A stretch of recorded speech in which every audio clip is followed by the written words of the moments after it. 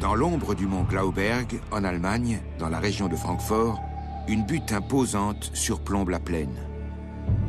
Un étrange monticule érigé par l'homme il y a environ 2500 ans.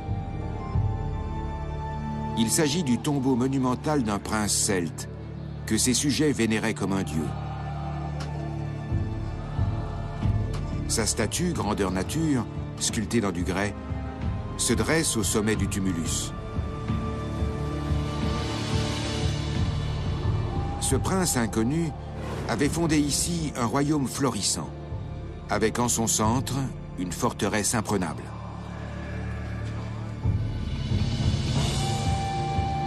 En 2005, la découverte d'un squelette intrigue les archéologues.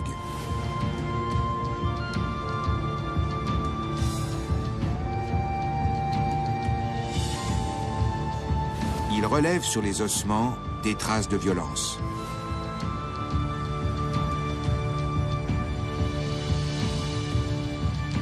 La résidence princière a été un important lieu de culte celte, mais aussi le théâtre de cérémonies sanglantes.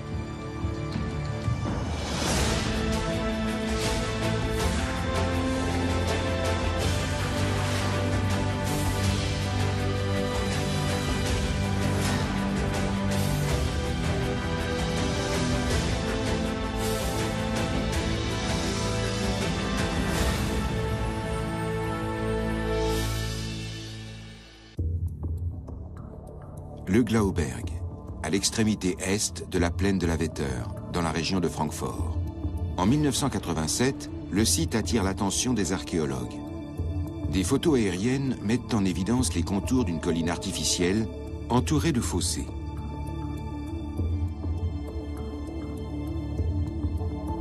À proximité, les archéologues mettent au jour une statue en grès représentant un homme grandeur nature qui surmontait autrefois le tertre. Sous terre, ils trouvent une petite chambre mortuaire, inviolée depuis des milliers d'années. Elle abrite la dépouille d'un monarque celte, le prince du Glauberg, un grand personnage vivant au 5e siècle avant notre ère. Pendant l'été 2005, les chercheurs font une découverte inattendue, à quelques mètres seulement de la tombe princière.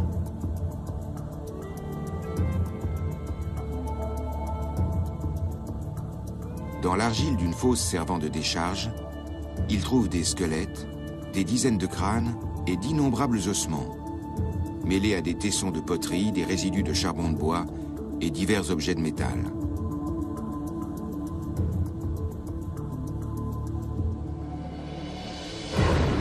Les archéologues de l'université de Mayence découvrent cette fosse commune alors qu'ils fouillent le site à la recherche de vestiges d'habitat.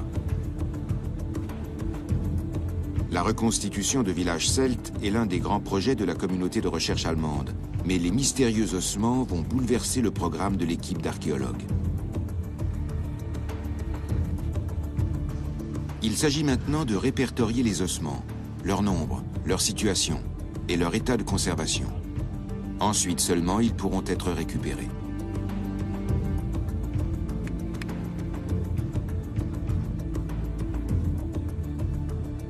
La plupart des squelettes sont en mauvais état, ou leurs os sont éparpillés. Pour percer à jour le mystère de ce charnier, Christopher Peer, le directeur du projet, rassemble une équipe pluridisciplinaire. Afin de procéder à des analyses plus précises, les experts décident de transporter leur spectaculaire découverte dans leur laboratoire, en enrobant les fragiles ossements d'un corset de plâtre pour qu'ils résistent au transport.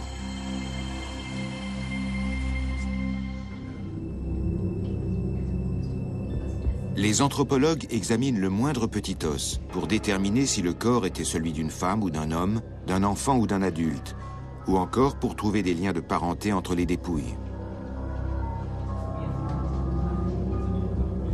Rapidement, on établit que les défunts n'appartenaient pas au même clan. Les dépouilles montrent aussi qu'ils ont été ensevelis dans une simple fosse, sans mobilier funéraire.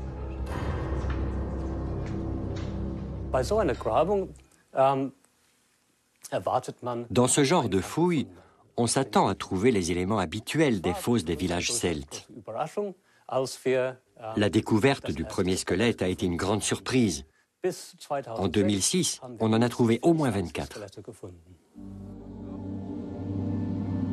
Le prince du Glauberg a manifestement eu des funérailles de première classe.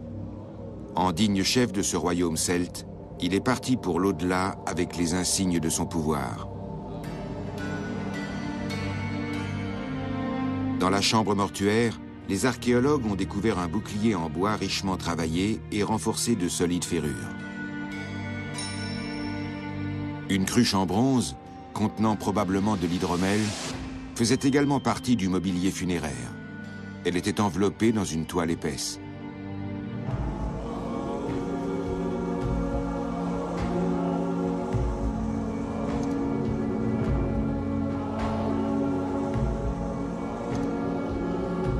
Il est vraisemblable que les funérailles ont été accompagnées d'une ultime bacchanale collective offerte par le défunt. Assemblée devant sa dépouille, l'élite du clan lui jurait ainsi son éternelle fidélité.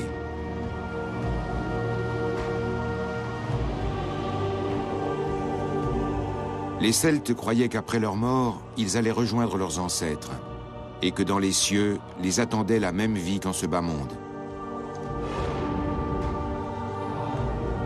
La richesse du mobilier funéraire était le gage du confort et du prestige social dans leur nouvelle existence. Dans l'éternité, le prince du Glauberg retrouvait ainsi une position de premier plan. Au 5e siècle avant notre ère, ce monarque de la Hesse règne sur une contrée fertile dotée de pâturages, de vastes champs et traversée par 2 grandes voies commerciales. Le village principal, siège de la résidence princière, est situé sur l'éperon rocheux, tel une forteresse. Un quartier de haute sécurité entouré d'une puissante muraille. Une seule porte en garde l'accès. Dans cette enceinte de 20 hectares, vivent les membres de la cour, les artisans et les marchands. Des greniers à blé abondamment garnis assurent la subsistance des familles, y compris en cas de siège.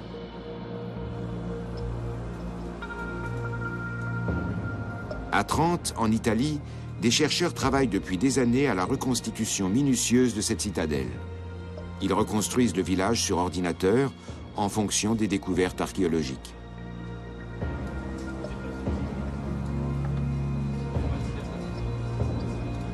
Cette maquette virtuelle en 3 dimensions permet à tout instant aux archéologues d'ajouter de nouveaux éléments ou de rectifier des erreurs.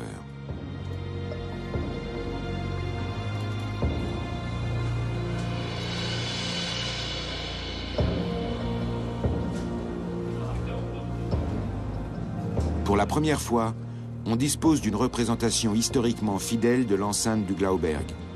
Elle montre l'aspect que devait avoir la résidence à l'époque du prince celte. Une banque de données exceptionnelle, accessible à tous les chercheurs du monde. La promiscuité au sein du village celte ne présentait pas que des avantages. Les morts de la fosse commune ont probablement été victimes d'une épidémie favorisée par le manque d'hygiène.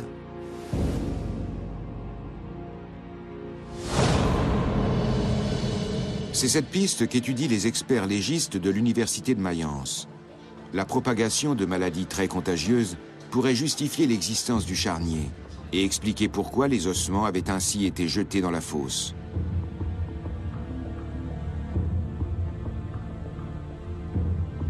On savait déjà à cette époque que des germes mortels du choléra, du typhus ou de la peste pouvaient mettre en danger la survie des populations.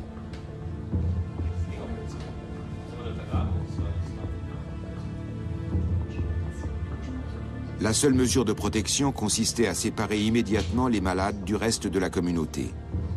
Et les cadavres étaient mis en terre sur le champ.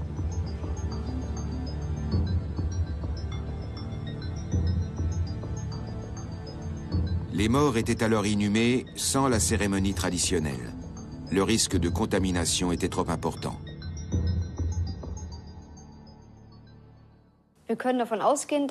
Tout porte à croire qu'il y a eu au minimum 2 vagues d'inhumation. Dans les couches inférieures de la fosse, il y avait en effet au moins un mort à l'état de squelette au moment où les autres ont été ensevelis. Autrement dit, il s'est écoulé plusieurs mois, voire plusieurs années entre ces deux événements. Ce constat met à mal l'hypothèse d'une seule épidémie. Mais pour savoir si les habitants du Glauberg ont réellement succombé à une maladie, il faut procéder à des analyses histologiques. Les anthropologues utilisent pour cela le tissu osseux qui est la mémoire médicale du corps. Les échantillons sont débités en fines lamelles et préparés pour examen. Une modification de la structure des cellules osseuses peut être due à la tuberculose. La présence de cellules plus grosses que la normale ou de dépôts importants est quant à elle l'indice d'infection chronique, dû par exemple à des tumeurs malignes ou aux séquelles de certaines maladies infantiles.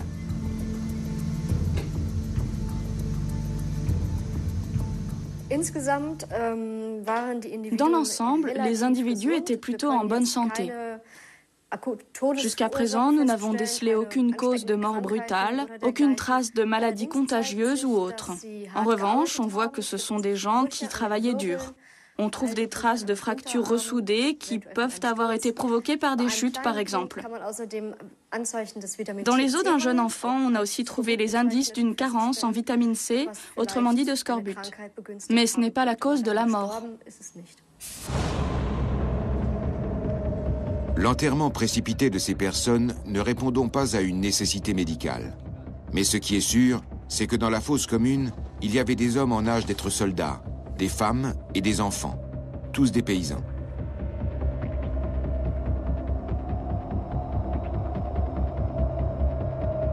La raison de ces inhumations semble inexplicable.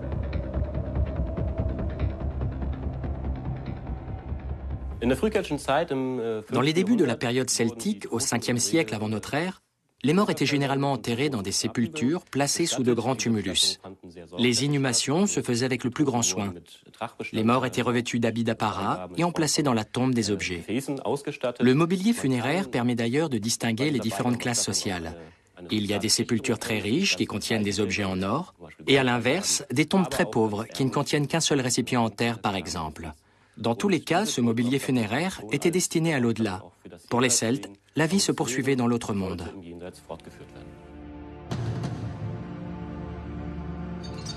Les nécropoles des gens du peuple ressemblent à nos cimetières actuels et sont situés à l'extérieur des villages.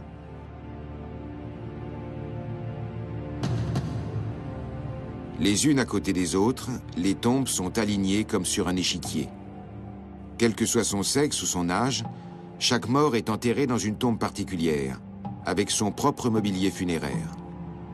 Même les membres d'une même famille n'étaient pas enterrés dans la même tombe. Les plus riches emportaient dans la tombe des objets de culte, des pièces précieuses, ornées de représentations des dieux et démons locaux. Mais le panthéon celtique englobe aussi des puissances divines venues de pays lointains. Elles étaient intégrées aux croyances traditionnelles.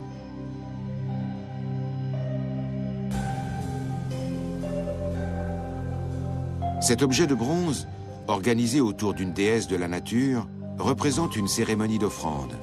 Un groupe d'hommes dépose un cerf mort au pied de la divinité des animaux. En contrepartie, elle doit leur assurer une chance éternelle à la chasse.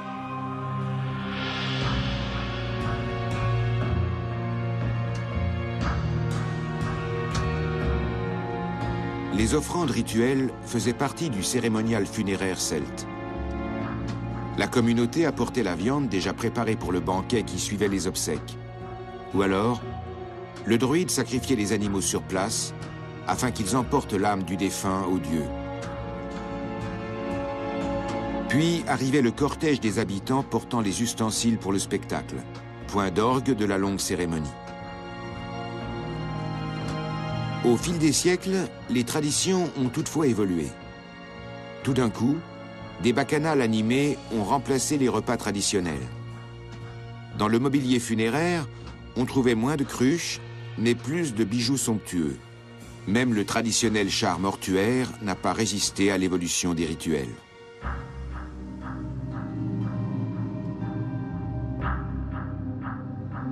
Seule a survécu la pratique d'enterrer le mort dans des vêtements d'apparat et entouré d'objets personnels.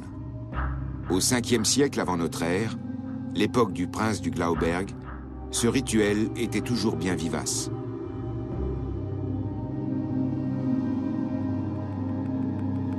La découverte de la fosse commune du Glauberg n'en est que plus étonnante. Les archéologues ont certes mis au jour des tessons de poterie, mais impossible de reconstituer les objets.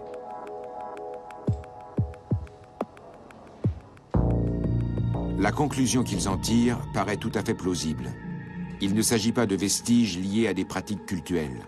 Leur origine est à chercher ailleurs, dans le village situé à proximité du site sacré.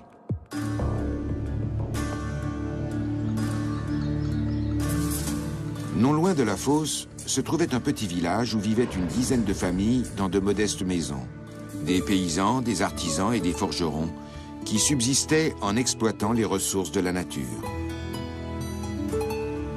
Ils étaient habiles de leurs mains, travaillaient les métaux et fabriquaient des étoffes de laine à motifs. Des produits que les Celtes exportaient et vendaient jusque dans le bassin méditerranéen.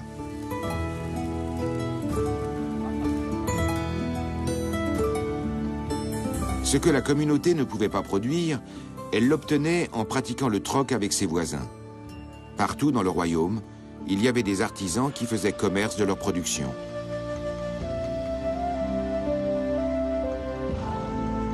Ils livraient aussi nombre d'articles à la cour du prince. Les ouvrages de commande en fil de fer finement travaillés ou en corne étaient aussi prisés que la vaisselle utilitaire.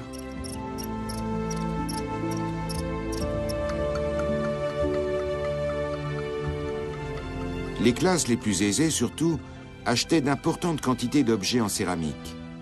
La production de poterie en grand nombre était difficile, avec beaucoup de pertes. Hommes et femmes travaillaient à la tâche pour répondre à la demande. Ils se débarrassaient des récipients brisés dans les fosses à déchets des villages, les décharges publiques de l'époque.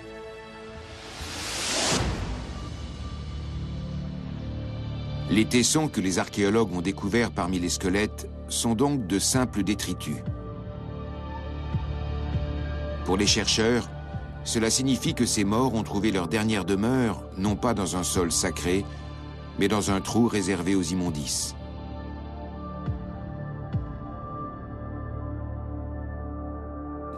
Il est curieux qu'on n'ait pas trouvé de mobilier funéraire dans les fosses, aucun récipient en céramique ou autre. Il n'y avait que des déchets du village. Les faits sont troublants. Sur ces 24 individus, femmes, hommes et enfants, aucun n'était atteint d'une maladie contagieuse. Aucun n'a été emporté par une épidémie. Et pourtant, la communauté leur a refusé une sépulture normale. L'un de ces morts finit par mettre les archéologues sur la bonne voie. Sa dépouille se trouvait à l'écart des autres, sous une mince couche de terre. Manifestement, il a été enterré seul dans la fosse.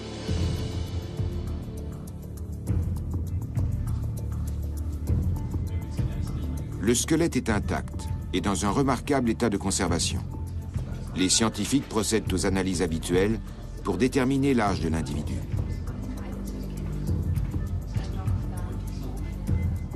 Ils examinent pour cela le degré d'ossification des sutures crâniennes.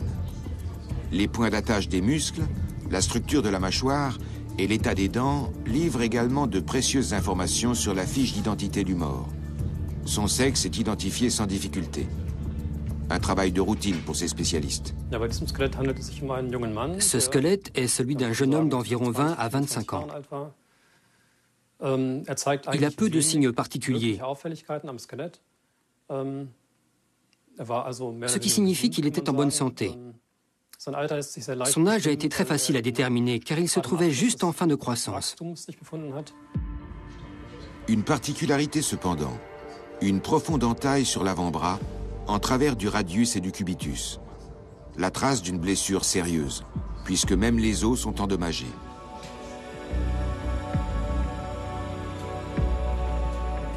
L'observation au microscope électronique à balayage va permettre de déterminer si elle a été causée par un acte de violence, ou tout du moins quel type de lame a été utilisé. Sur l'écran, le spécialiste voit les bords lisses de la blessure. qui indique l'utilisation d'une lame tranchante.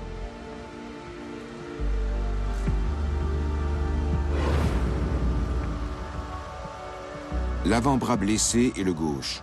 C'est de cette main que les guerriers portaient leurs boucliers pour parer les coups. Et cela conforte l'hypothèse d'une attaque.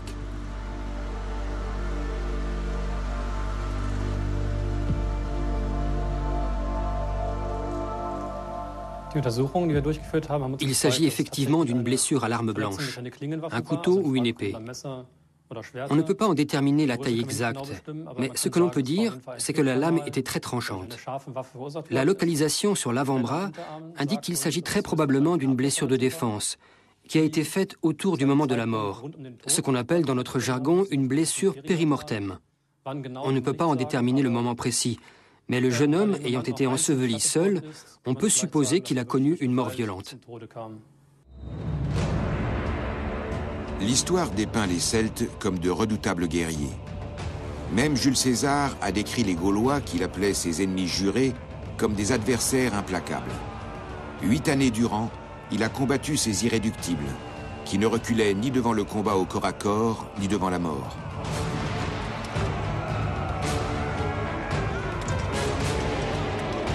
Des milliers de légionnaires ont perdu leur vie dans ces batailles, avant que la Gaule soit vaincue.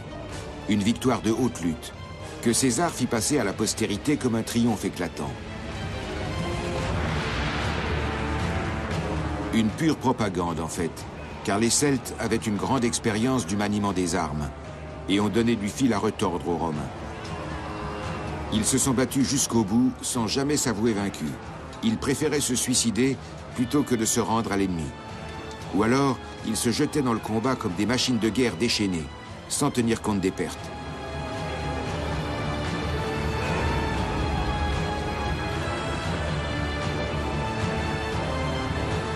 Leur supériorité était évidente dans les forêts.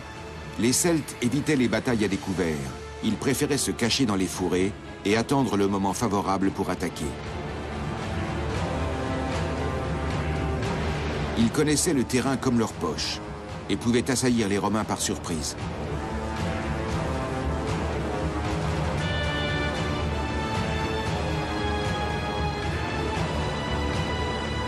Une tactique que les Celtes ont souvent employée et qui leur a permis de retarder la défaite.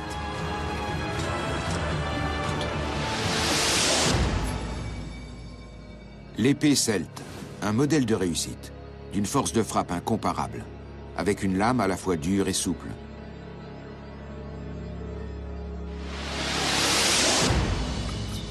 Les forgerons travaillaient pendant des jours pour obtenir, à partir de différents minerais de fer, ce que l'on appelle la loupe, une masse spongieuse qui servait à la fabrication de l'acier.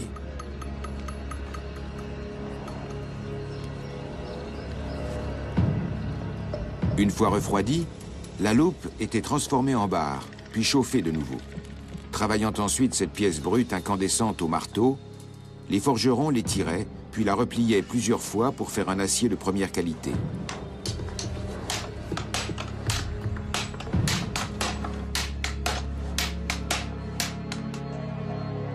Les Celtes faisaient la guerre aux envahisseurs, mais se battaient aussi entre eux. Les luttes sanglantes entre les différents clans étaient courantes, le plus souvent pour des questions de territoire, de vol ou pour des questions d'honneur.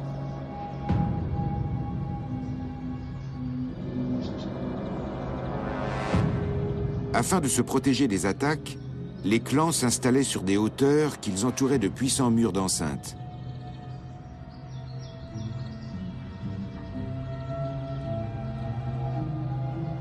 Des remparts imposants, faits de solides troncs d'arbres et d'éboulis rocheux, avec une seule porte.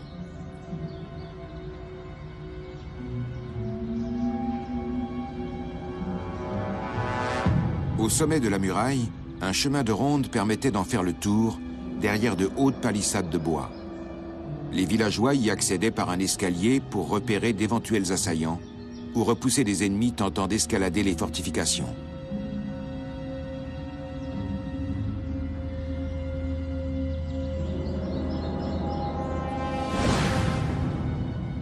Au 5e siècle avant notre ère, les villages celtes étaient de véritables forteresses. À cela, une seule explication. La guerre faisait rage entre les clans. À Francfort, la commission romano-germanique étudie depuis longtemps l'expansion des résidences princières en Hesse. Elle a constaté que leur nombre n'a cessé d'augmenter au fil des siècles.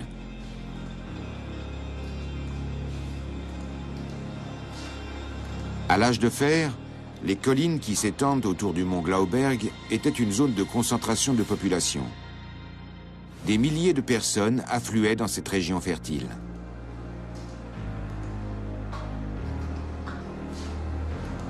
Ce territoire immense et prospère suscitait la convoitise des clans voisins.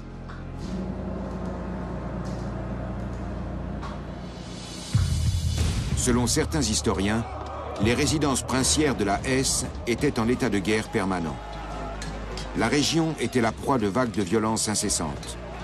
Pour les Celtes, en découdre avec l'adversaire était un acte d'héroïsme. La victoire leur assurait gloire et honneur, y compris dans l'au-delà.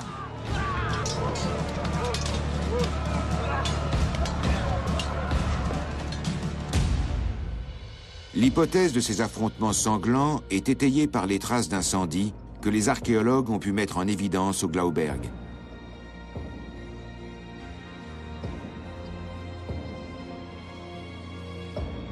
Le gigantesque brasier a détruit l'enceinte sur toute sa longueur. Habitations et silos à blé ont été réduits en cendres. Rien n'a été épargné. Mais rapidement, le prince a fait ériger une nouvelle forteresse, mieux défendue encore que la précédente. Elle comprenait un réservoir d'eau, une mesure de sécurité en cas d'incendie.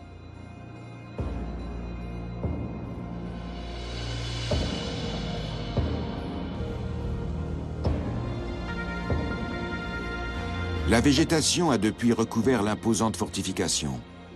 Au fil des siècles, le froid et les intempéries ont eu raison des matériaux de construction.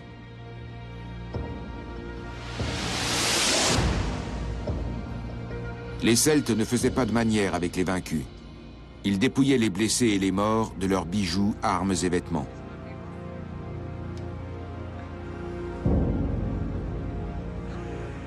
Les morts de la fosse commune ont peut-être été victimes de l'attaque de la résidence. Dans l'urgence, les villageois ont sans doute été obligés de les enterrer à la hâte.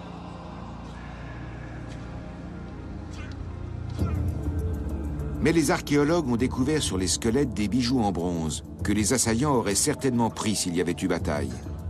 On peut donc exclure que ces hommes, femmes et enfants soient morts au cours de l'attaque.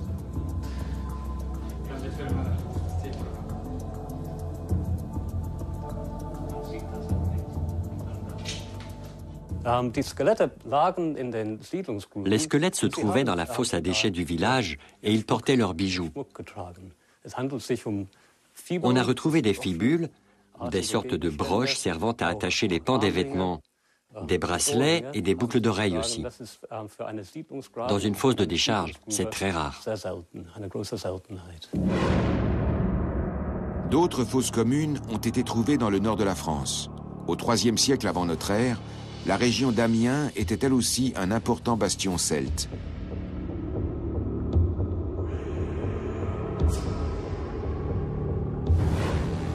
En revanche, à Ribemont-sur-Ancre, dans la Somme, les squelettes n'ont pas été découverts dans la résidence princière, mais dans un sanctuaire gaulois, au cours de fouilles dirigé par Gérard Fercoq. Ici, les archéologues ont découvert des centaines d'armes, parfois encore dans la main des morts. Pour le reste, les fibules et les tessons de poterie évoquent une configuration analogue à celle de la fosse du Glauberg.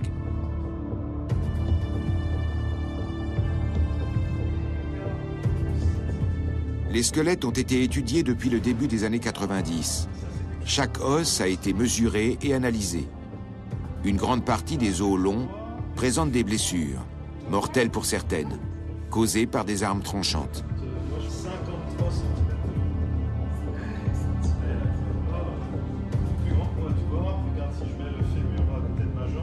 Alors, l'étude a montré que nous avions là les restes de plus de 500 personnes. Bon, la moitié du site est détruit, donc il faut imaginer probablement 1000. Sur ces personnages-là, nous avons la preuve qu'il s'agissait de personnes en excellente forme physique. Ce sont tous des hommes. Des adultes, à l'exception de quelques jeunes individus, nous avons même identifié un enfant d'une douzaine d'années. Et il n'y a aucune femme. C'est une population de guerriers tout à fait caractéristique qui montre même par la musculature puissante qu'ils étaient entraînés à la guerre. Ces Gaulois sont donc morts au combat dans une guerre de clans. Une première partie du mystère d'Amiens est élucidée. Les vainqueurs ont transporté les cadavres dans leur sanctuaire, mais ne les ont pas enterrés avec les honneurs.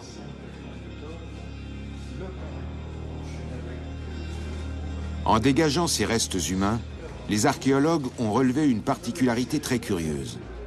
Plus d'une centaine de squelettes paraissaient comme momifiés, ce qui signifie que les corps ont été longtemps exposés au vent et aux intempéries.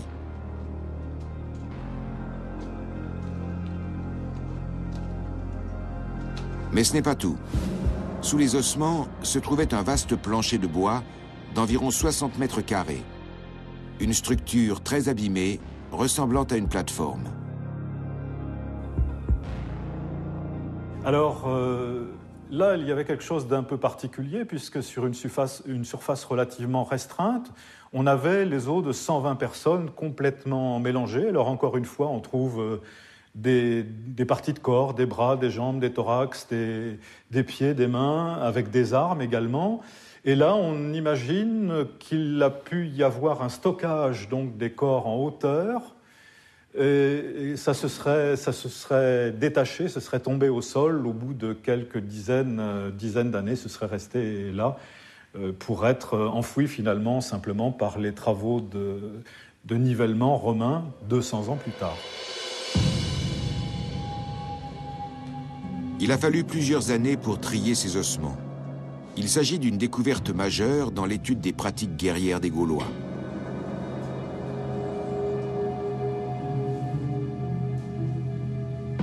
Pour la première fois, les archéologues peuvent montrer le sort qui attendait les vaincus qui tombaient aux mains de l'ennemi. La reconstitution révèle un scénario macabre.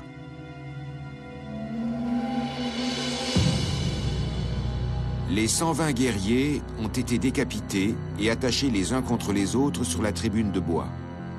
Une armée fantôme exposée au cœur du sanctuaire, en guise d'avertissement pour les autres clans.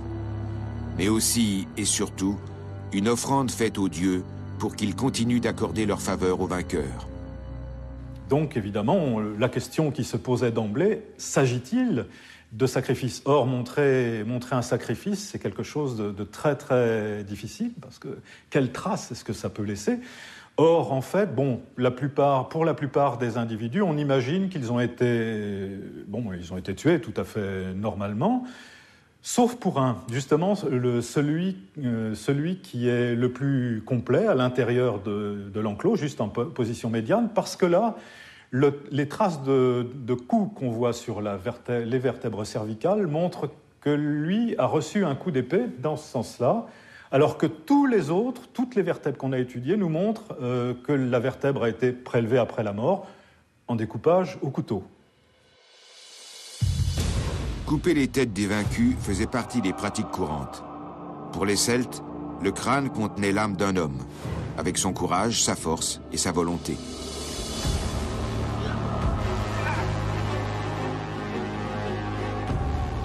Ils conservaient leurs plus belles prises de guerre comme un trésor précieux qu'ils ne montraient qu'à des invités triés sur le volet. Dem Kopf wurde eine große Bedeutung zugemessen, da der Kopf als Sitz des Lebens. Les Celtes accordaient une grande importance à la tête, car ils la considéraient comme le siège de la vie.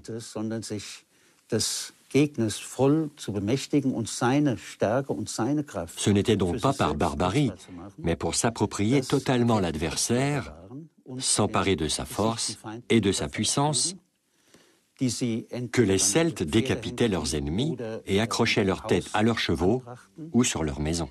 Une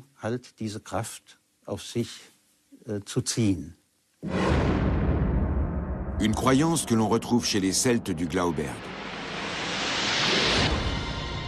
Nombre de leurs bijoux sont ornés de têtes stylisées.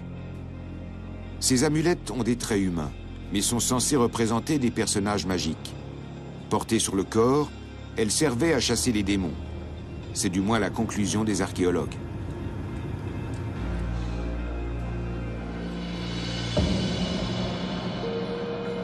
En 1987, quand on a mis au jour ce tumulus situé au pied du Glauberg, l'histoire des Celtes de la Hesse était encore peu connue.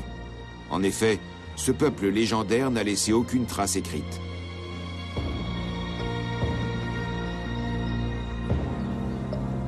C'est la découverte de la statue de grès, enterrée dans le sol à côté de la sépulture monumentale, qui a jeté un nouvel éclairage sur ce passé.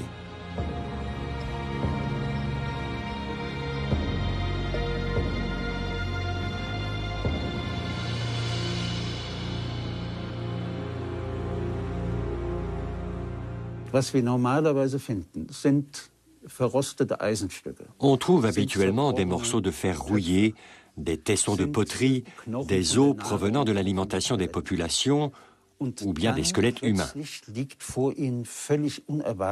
Et là, on est tombé sur une représentation d'homme. Une statue datant du 5e siècle avant Jésus-Christ. On en est resté bouche bée. Le large bracelet en métal précieux témoigne de la richesse et de la puissance du prince. Il était à l'époque porté par de nombreux souverains. En signe de puissance militaire, le monarque tient dans sa main l'épée de fer à double tranchant. Son bouclier d'apparat montre qu'il sait protéger les clans de son royaume. L'association de l'épée et du bouclier confirme que ce régent est un grand chef militaire. Pour parachever sa tenue, un collier en or massif, un torque typiquement celte, orné de symboles de fertilité et de 10 têtes ciselées les unes à côté des autres. Ce bijou, normalement destiné aux dieux, place le prince du Glauberg au rang des immortels.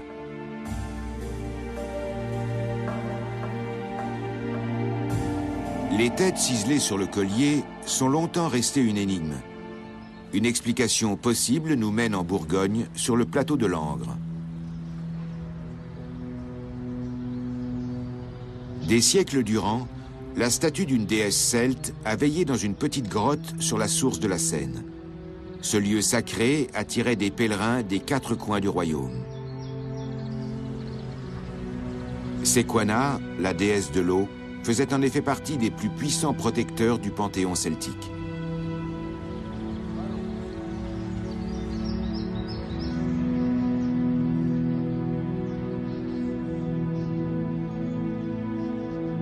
Le musée archéologique de Dijon, situé dans une ancienne abbaye bénédictine, abrite les précieux ex-voto offerts à Sequana. Il n'en reste que quelques exemplaires, mais la grotte devait certainement en contenir des milliers. Ce sont là les plus belles pièces de la collection gallo-romaine du musée.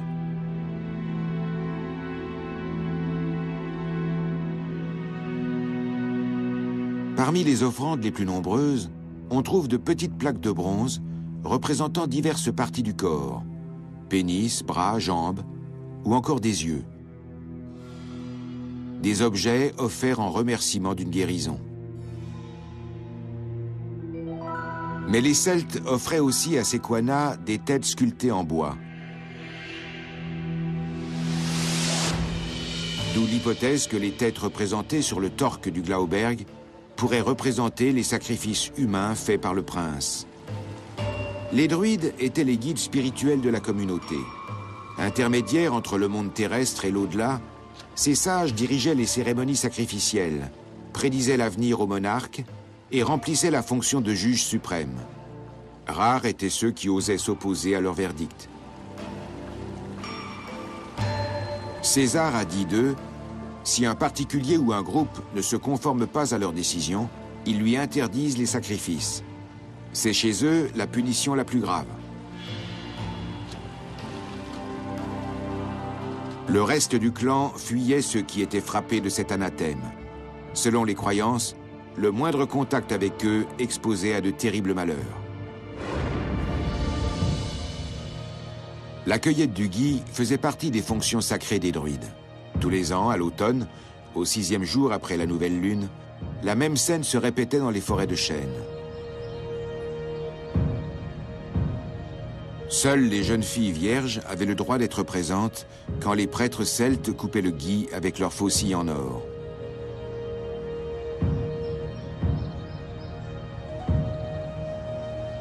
Avec les baies et les feuilles, ils concoctaient de puissants remèdes selon des recettes secrètes que les maîtres transmettaient à leurs élèves de génération en génération. Seuls les grands prêtres avaient l'honneur d'utiliser le gui dans les rites cultuels. La plante est devenue le symbole de leur caste.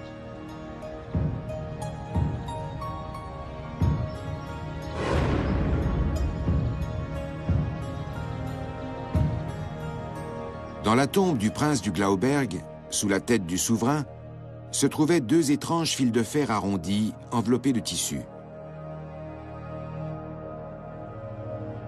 Les archéologues allemands tentent une expérience. Ils veulent vérifier que les fils de fer représentent des feuilles de gui et qu'ils constituaient la structure d'une coiffure.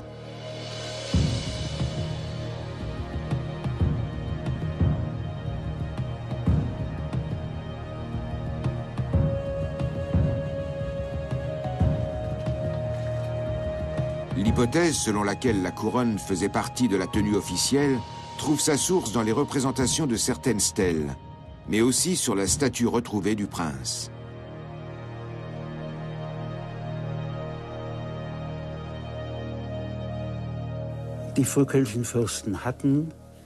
Les premiers princes celtes étaient sans doute des chefs politiques. Et on suppose qu'ils étaient également dépositaires du pouvoir religieux.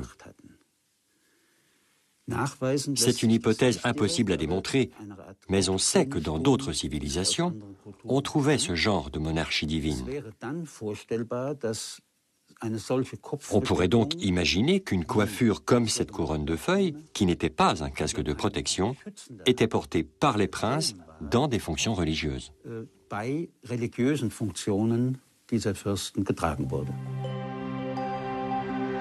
Une couronne de gui comme symbole des dignitaires religieux.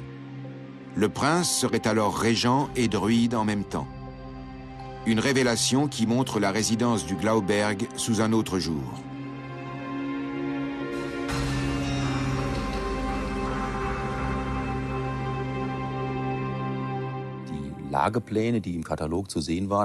Les relevés topographiques du site sont les premiers éléments qui m'ont permis de penser que le choix de son emplacement pouvait répondre à des critères astronomiques. On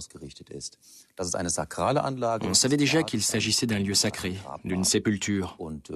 Et après avoir fait des relevés sur place et vérifié mes calculs, j'en ai conclu que le site n'avait pas été édifié ici par hasard, mais que son emplacement avait été choisi en fonction de certains paramètres astronomiques.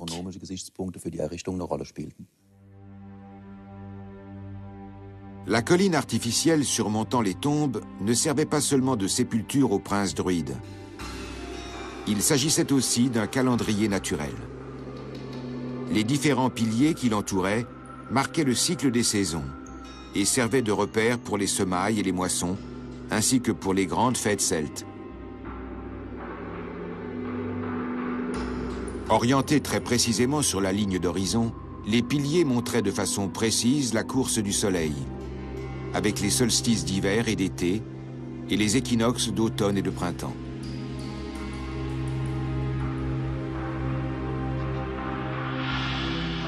Les druides savaient suivre la course du soleil, mais également celle des étoiles et de la lune.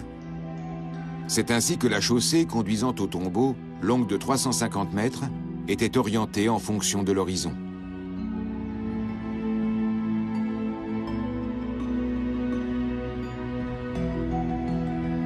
La taille de l'installation évoque une gigantesque scène dressée en pleine nature.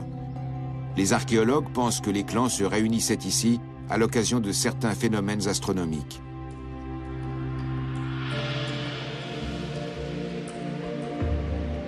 Le planétarium de Mannheim permet de faire le voyage dans le passé pour vérifier l'hypothèse. En effet, les astrophysiciens peuvent y simuler le ciel nocturne qui recouvrait l'Allemagne il y a 2500 ans. Du haut du tertre, le chef spirituel de la communauté pouvait observer avec précision le lever et le coucher de la lune. dont le cycle déterminait la date des grandes célébrations celtes. La Lune a un cycle mensuel, mais la longueur de l'orbite lunaire est variable.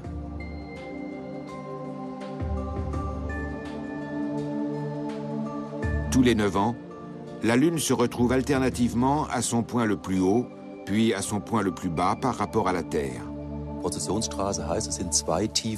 La chaussée qui mène au tumulus se compose de 2 fossés d'environ 3 à 4 mètres de profondeur, espacés l'un de l'autre de 10 mètres qui s'étendent sur 200 à 300 mètres de long.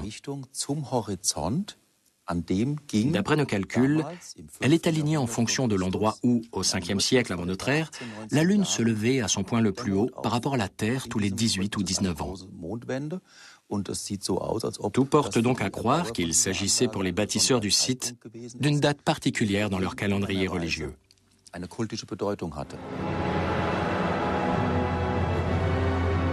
Il est donc possible que le prince celte ait choisi l'emplacement de son tombeau en fonction des points extrêmes de l'orbite lunaire. C'est ce que laisse penser l'association de la sépulture, du calendrier monumental et de la chaussée processionnelle. L'ensemble formant un site sacré, orienté selon les astres, au millimètre près. Ce qui est sûr, c'est que 4 fois dans l'année, les Celtes y célébraient de grandes cérémonies. Au printemps, ils demandaient aux dieux de leur assurer de belles récoltes. Quelques mois plus tard, ils les remerciaient des moissons. Début novembre, ils rendaient hommage aux âmes immortelles des défunts. Et fin janvier, ils chassaient les démons de l'hiver. Le point fort de chaque fête était la cérémonie d'offrande. Outre des objets et des produits de la terre, les Celtes offraient aussi à leurs dieux des animaux immolés. Le chaudron de Gundestrup, retrouvé au Danemark, nous livre d'autres informations encore. Ce récipient, orné de figures divines, témoigne de la multiplicité des rituels celtes. L'une des scènes dépeint notamment une mystérieuse coutume qui se pratiquait dans tout le monde celtique. Le spectacle se déroule sous les yeux d'une assemblée de guerriers. Ils observent un personnage qui jette un jeune homme dans un chaudron. Selon certains, il s'agirait là d'une cérémonie d'initiation, une sorte de baptême, marquant l'entrée d'un jeune homme dans le cercle des valeureux guerriers. Selon d'autres interprétations plus récentes, la scène représenterait un sacrifice humain exécuté par un haut dignitaire religieux. Une hypothèse étayée non seulement par le sanctuaire militaire de Ribemont-sur-Ancre, mais aussi par les écrits de Jules César qui évoquent de tels supplices. Les Gaulois ont recours pour ces sacrifices au ministère des druides, car ils pensent que la vie d'un homme est nécessaire pour racheter celle d'un autre homme, et que les dieux immortels ne peuvent être apaisés qu'à ce prix.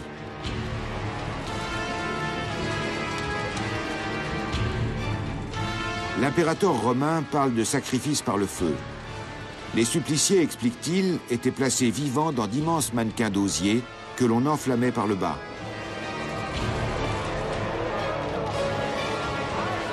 Les Celtes désignés pour ce sacrifice mouraient brûlés vifs. Le brasier infernal se consumait toute la nuit, visible de tous, amis et ennemis. Il est probable qu'au Glauberg également, il y ait eu des sacrifices humains. En période de famine, d'épidémie ou de guerre, les clans ne voyaient parfois pas d'autre issue à leur malheur.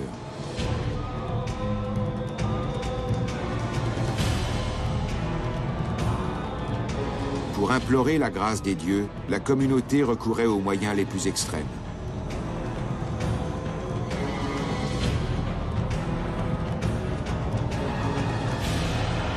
En général, les victimes étaient des prisonniers de guerre, des criminels ou des bannis.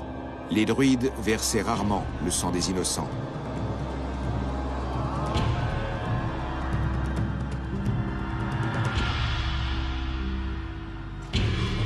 Dans l'état actuel des recherches, rien ne permet d'affirmer ou d'exclure que les 24 Celtes retrouvés dans la fosse du Glauberg ont été victimes d'un sacrifice rituel.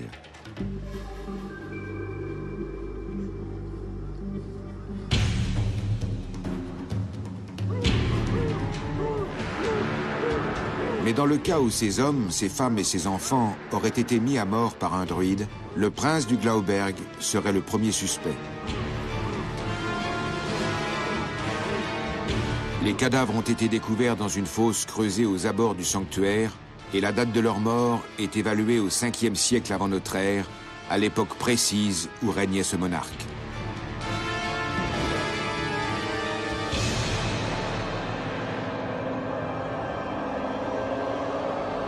Maître d'une région riche et peuplée, le prince du Glauberg avait fait ériger un complexe qui était une merveille astronomique, un important lieu de pèlerinage sur lequel il était censé veiller, même au-delà de la mort. Les Celtes n'ayant pas laissé de témoignages écrits, la cause des événements qui se sont produits il y a 2500 ans reste inexpliquée. Mais l'étude des vestiges archéologiques du Glauberg est loin d'être achevée.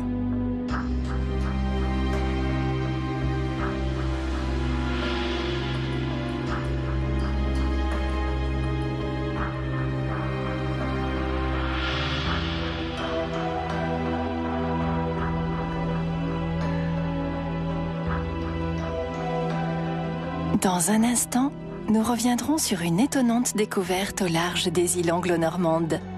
L'épave d'un navire anglais du XVIe siècle, chargé d'armes et de munitions.